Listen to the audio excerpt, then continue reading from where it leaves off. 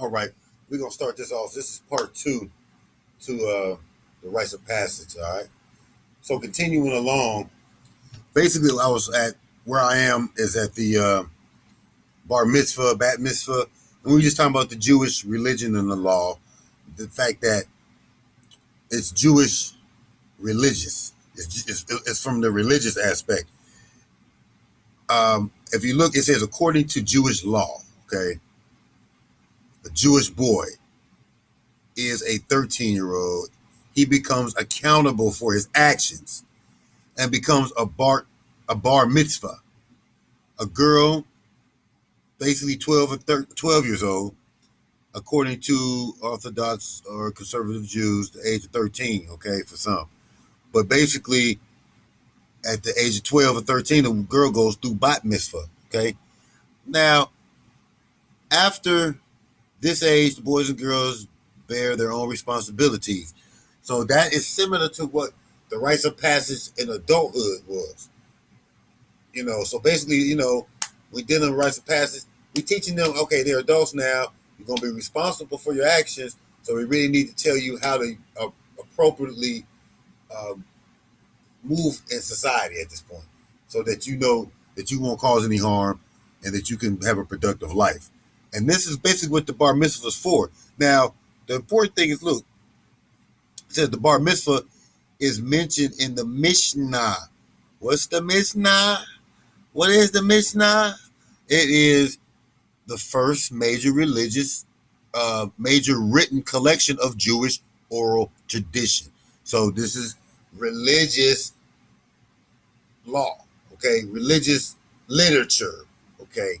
It says that on the other one, look, the Talmud. That's the other religious book that said the bar mitzvah mentions. The Talmud is the central text of rabbinic Judaism, primary source of what? Jewish religious law. So the fact that the bar mitzvah is tied directly back to religious texts, which is the same thing that we want to do here in New Kemit, is use religious text to go back to our indigenous African rites of passage. Okay, so that's really all on that. Okay, like I said, another example. It says the term bar mitzvah appears first in the Talmud. So even the religious, like even the rites of passage, the ceremony, is embedded in their religious practice. So it's not anything wrong with being spiritual and being able to use that spiritual concept as a religious exemption, because that is what we're talking about, religious exemption. Okay, now this right here, hopefully this will pull right back up. Yep. This right here is an example, because we're talking about religion and whatnot.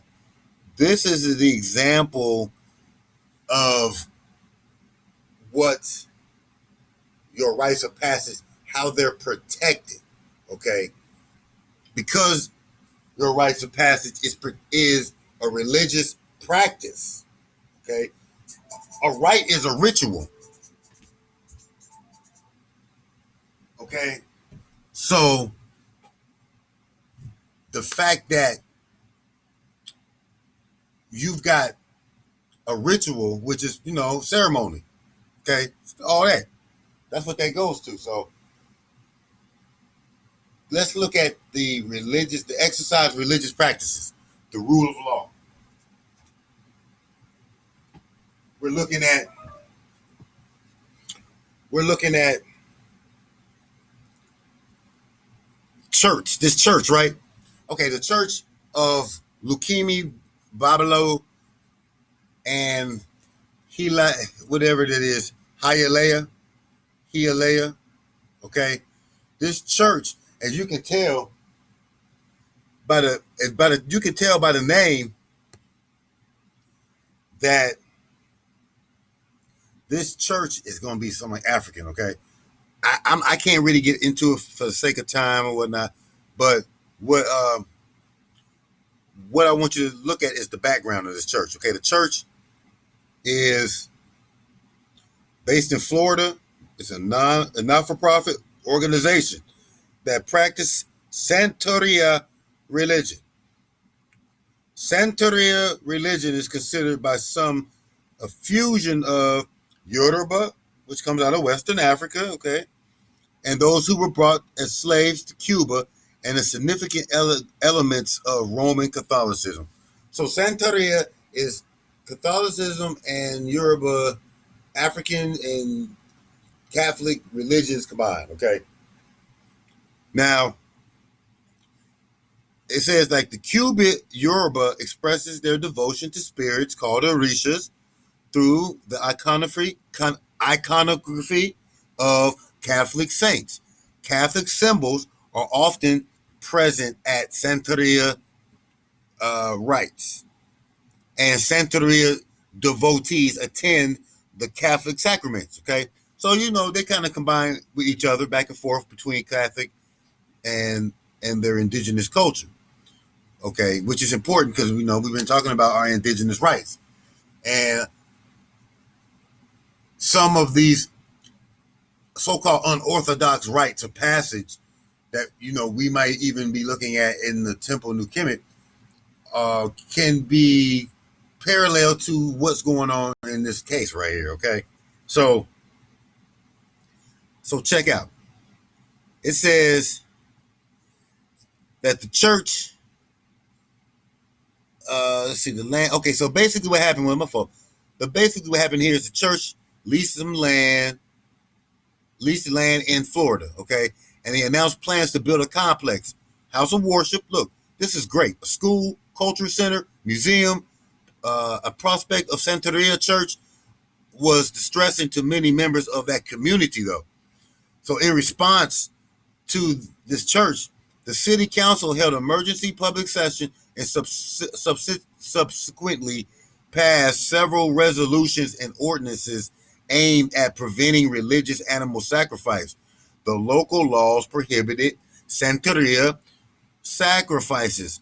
However, the laws contain exemptions for animal killings under comparable circumstances and for other religion-related purposes, including kosher slaughter. So they allowed the Jews, the so-called Jews, same Jews we talking about in that bar mitzvah, they allowed them to do this.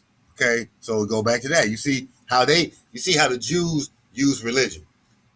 So you know, we trying to use it in our way, and they trying to shut us down because they didn't like the fact that they did animal sacrifice. So the church, it says, church filed action in the federal court alleging the laws violated their free exercise clause of the First Amendment. That's important. This is important. The exercise clause of the First Amendment. Okay. Now it says the district court ruled for the city, concluding that the laws in effect on religious practice was incidental to the purpose of protecting public health and welfare. So the Court of Appeals affirmed it. So they was taking L's.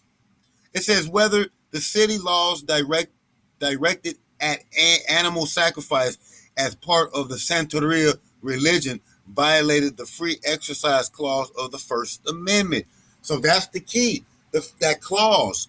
Remember the free exercise clause, okay? Because that is part of their religious rights. Now it says here, it did. The ruling said yes, it did violate. It does violate their free exercise clause. And it says the reason Justice Kennedy concluded that the local laws violated the free exercise clause because they were designed to persecute or oppress a religion on its practices. The free exercise clause provides that Congress shall make no law respecting an establishment of religion or prohibiting the free exercise thereof. The free exercise clause commits